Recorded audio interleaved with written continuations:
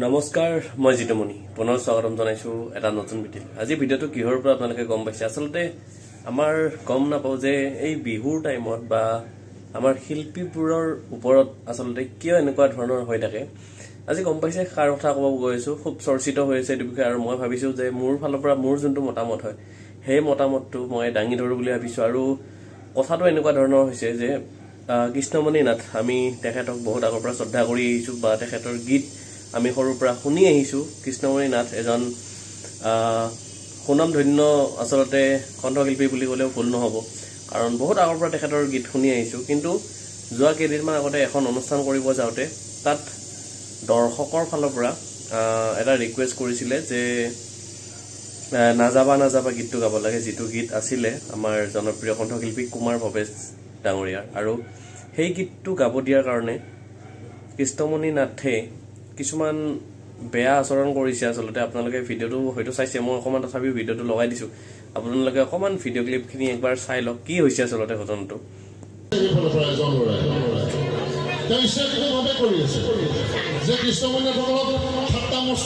কৃষ্ণমণি নাথৰ যোৱা ৩৫-৪০ বছৰৰ এটা অভিজ্ঞতা আছে কৃষ্ণমণি নাথৰ গান শুনিবলৈহে মাতিছো ইয়াত তহঁতে তই আকৌ কি কৈ আছ লাইট জ্বলাই দিয়ক আৰু দুটামান ল'ৰা এইখিনিতে আছে আলটু ফাল্টু কথা কৈ নাথাকিবি মোৰ লগত আৰু যদি উল্টা পুল্টা কৈ থাকা মই গান নেগাম ইয়াৰ পৰা গুচি যাম কোনে কৈছে নাযাবা নাযাবা গাবলৈ কোনটো ল'ৰা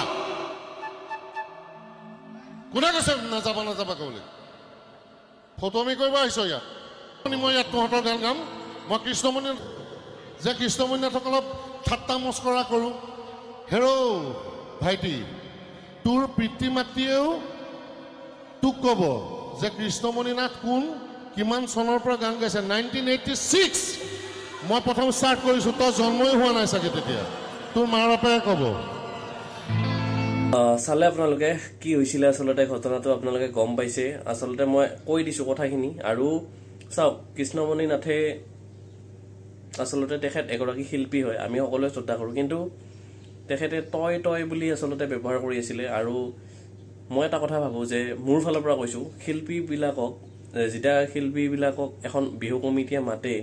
সেই শিল্পীজনে কমিটিৰ ওচৰত গৈ কমসে কম অলপ ব্যৱহাৰ পাতিখিনি ভাল কৰিব লাগে বুলি মই ভাবো আৰু আপোনালোকে কি ভাবে মোক কমেন্ট কৰি জনাব কাৰণ তেখেতে তই বুলি ব্যৱহাৰ কৰি আছিলে আৰু কৈছে যে তহঁতৰ এৰিয়াত আহিছো কাৰণে তহঁতে মোক ঠাট্টা মস্কৰা আসলতে ব্যৱহাৰটো অলপ ভালদৰে হ'ব লাগে মই ভাবো আৰু আপোনালোকে কি কয় মোক কমেন্ট কৰি জনাব আৰু তো মোৰ ফালৰ পৰা মই এটা কথা ক'ব বিচাৰিছো যে শিল্পীবিলাকক যে চাওক আপুনি যদি কিবা এটা গান নাজানে বা হয়তো বেলেগ শিল্পীৰ বেলেগ গায়কৰ গান যদি আপুনি গাব নিবিচাৰে তেন আপুনি সেইখিনি কথা ভালকেও ক'ব পাৰিলেহেঁতেন যে মই তেখেতৰ গান নাগাওঁ বা তেনেকৈ ক'লে হয়তো ইমানখিনি নহ'লেহেঁতেন মই তাকেই অনুৰোধ জনাব বিচাৰিছোঁ শেষত আৰু এটা কথা ক'ব বিচাৰিছো সকলো শিল্পীকে মই আসলতে অকল কৃষ্ণমণি নাথ ডাঙৰীয়াক বুলি নহয় গোটেই সকলো শিল্পীক মই শেষত এটা অনুৰোধ জনাব বিচাৰিছো যে আপোনালোকে যেতিয়া অনুষ্ঠানবিলাক কৰিব যায় যিখন কমিটি আপোনালোকক মাতে সেই কমিটিত গৈ যাতে কমিটিৰ লগত নিজৰ ভাতৃৰ দৰে নিজৰ বন্ধুৰ দৰে যাতে আসলতে ব্যৱহাৰ কৰে আৰু এই কথাটো মই কিয় ক'লো আপোনালোকক শেষত কৈ দিছো এবাৰ যে চাওক যে কৃষ্ণমণি নাথে যিখন অনুষ্ঠান কৰিব গৈছিলে তাৰে কমিটিৰ মানুহে তেওঁলোকক কৈছে কমিটিত যি সভাপতি সম্পাদক আছিলে তেওঁলোকে ছ'চিয়েল মিডিয়াত এটা কথা কৈছে যে কৃষ্ণমণি নাথে অনুষ্ঠান কৰিব গৈছে বা নিজৰ মতলবত আছে গাড়ীত বহি আছে অনুষ্ঠান কৰিছে আকৌ অনুষ্ঠানৰ পৰা গাড়ীৰ পৰা নামিছে পইচা লৈছে বাছ গুচি আহিছে আচলতে শিল্পীৰ অকল সেইখিনি কাম নহয় গাড়ীত গৈ গাড়ীখনত বহি থাকিব ঠিককৈ অনুষ্ঠান হোৱাৰ আগত যাব ষ্টেজত গান গাব আহি কেনে ডাইৰেক্ট গুচি যাব তেনেকুৱা নহয় আচলতে যিখিনি কমিটিয়ে তেখেতক মাতে তেখেতৰ লগত অকণমান কথা বতৰা পাতি ভালদৰে আচাৰ ব্যৱহাৰ কৰি ভালদৰে মাননি লৈ গুচি অহাটোহে আচলতে শিল্পীৰ উদ্দেশ্য তো আজিলৈ এৰিলোঁ ভিডিঅ'টো এইখিনিতে শেষ কৰিব বিচাৰিছোঁ আপোনালোকে ভিডিঅ'টো কেনেকুৱা পালে আৰু আপোনালোকৰ মতামত এবাৰ কমেণ্টত জনাব বুলি মই আশা ৰাখিছোঁ